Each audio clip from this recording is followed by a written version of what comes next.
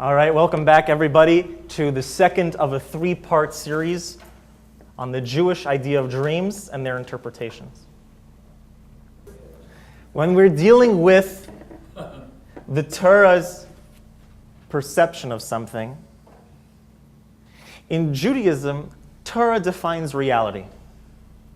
When a person wants to know what's the real deal with something, you have to look to the Torah. The Gemara, the Talmud, explains that before a Jewish person is born, when they're still in the womb of their mother,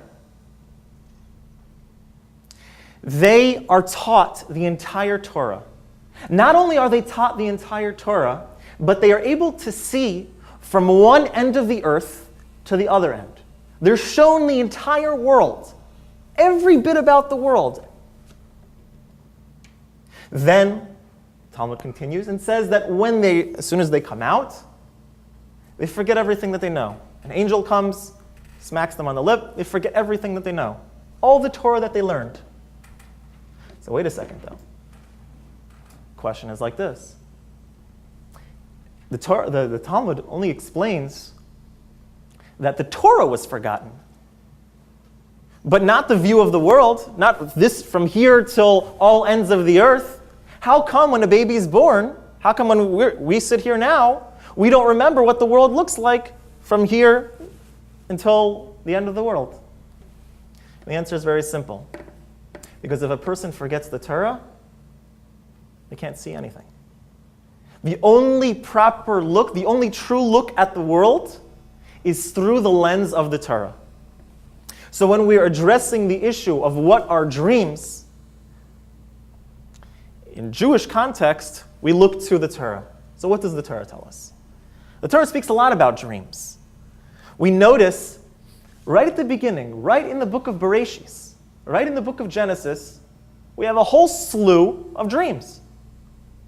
We can name 10 right off the bat. Number 1, you have the dream of Avimelech and Sarah. Avimelech has a dream about Sarah. Abraham and Sarah say, tell them that you're my sister, not my wife. Avimelech has a dream. It's not the wife. It's not the sister. It's his wife. Get rid of her. You have a dream, the famous dream about Jacob and his ladder that ascends to heaven. You have the dream of Jacob when he's fleeing from Lavan. You have another dream that Lavan has when he's pursuing Jacob. You have Joseph's famous dreams. Number 1, that's his brother's sheaves bow to his sheaf. And that the sun and the moon and the stars all bow to him. And then while in Egypt, he has more dreams. The baker and Pharaoh's steward, while he's in prison, have dreams, and he interprets them. He gets a reputation. And then Pharaoh has 2 dreams, which Joseph interprets, and he's able to become the viceroy of all of Egypt.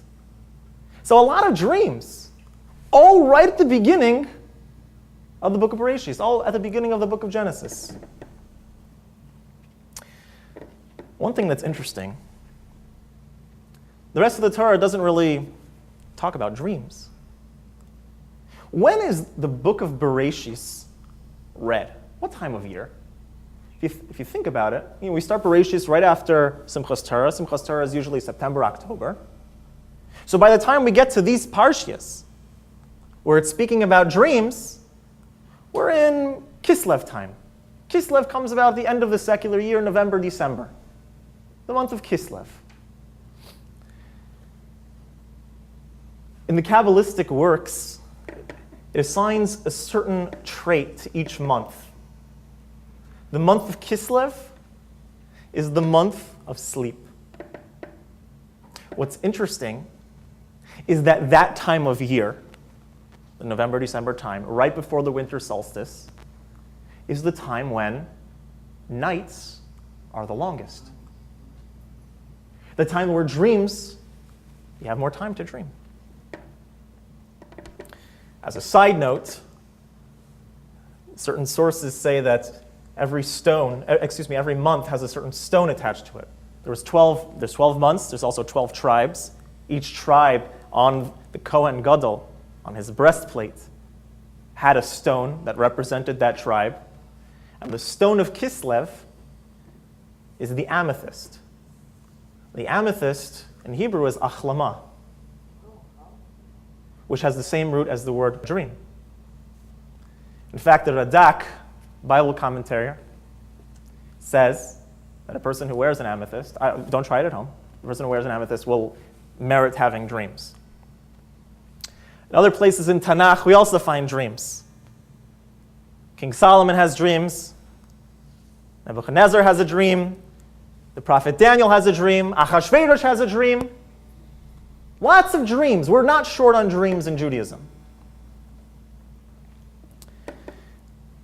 What's even more interesting is that with the exception of Jacob's dream with the ladder, every other dream in the biblical text, the text itself interprets the dream. The interpretation to the dream is also found in the text. So not only are we not shy and short on dreams, we're also not short on their interpretations as well. Dreams were often the medium in which God would communicate with the prophets through a dream. In Talmudic times, having a dream interpreter was a very common thing. Very common. In fact, at the end of the Masechta of Brachos, there are many pages dedicated solely to explaining what different things in dreams mean. If a person dreams about a camel, it's this. If a person dreams about this, it has this meaning. We have a lot of depth as far as dream interpretation, even in Talmudic times. Now, when it comes to Jewish law and Jewish thought, there's mixed conclusions that come out from this, however. Some places in the Talmud we're told that dreams have no meaning. They're of no consequence. They're just meaningless things that people think are just a continuation of what people have been thinking about during the day. They have no significance. They have no consequence. Ein mailin ve'ein moridin. They don't uplift a person. They don't lower a person. There's no positive outcome, tangible outcome that comes from them. On the other hand, we're told in Jewish law that if a person has a bad dream, they're allowed to, and in some cases even recommended, to fast. A fast for a dream. Could you imagine? If you have a bad dream. You have a bad dream. Fasts are something that averts bad decrees. So it's recommended to fast to avert the dream. Even on Shabbat. And that's a very novel idea because on Shabbat, we have certain mitzvahs that are connected with food. Oineg Shabbos, the joy of Shabbos, the food of Shabbos is very important, very essential. A person has to have 3 meals on Shabbos. So even on Shabbos, if a person dreams Friday night, they're allowed to fast on Shabbos the next day. We'll talk about whether that has practical implication next time. Secondly, there's a section in the Siddur that speaks about nullifying a bad dream. If a person has a bad dream, they're recommended in the Shulchan Aruch, all good Siddurim have this, to have the dream interpreted in front of 3 people, 3 friends, 3 people that like you, in a good way. Have them say something good. Have them translate it in a good way. There's a rule in Talmudic jargon that dreams follow the mouth. Dreams are followed by the mouth. What does that mean? They're followed by their interpretation. If somebody interprets the dream in a good way, it has good result. If they interpret it in a negative way, it will have negative consequences. So depending on which dream interpreter you take it to, can determine what's your outcome going to be. So dreams follow the mouth. Interesting little Kabbalistic footnote. In Gematria, the word for a dream that has the numeric equivalent of 84. Ches Lamed Vav Mem. The word for mouth, peh, hey, is 85, meaning the dream is followed by the mouth. So dreams follow their interpretation. Next, some people, some opinions in the Shulchan Aruch say that if a person makes a vow in a dream, that they have to keep it when they wake up, or at least have it annulled by proper people.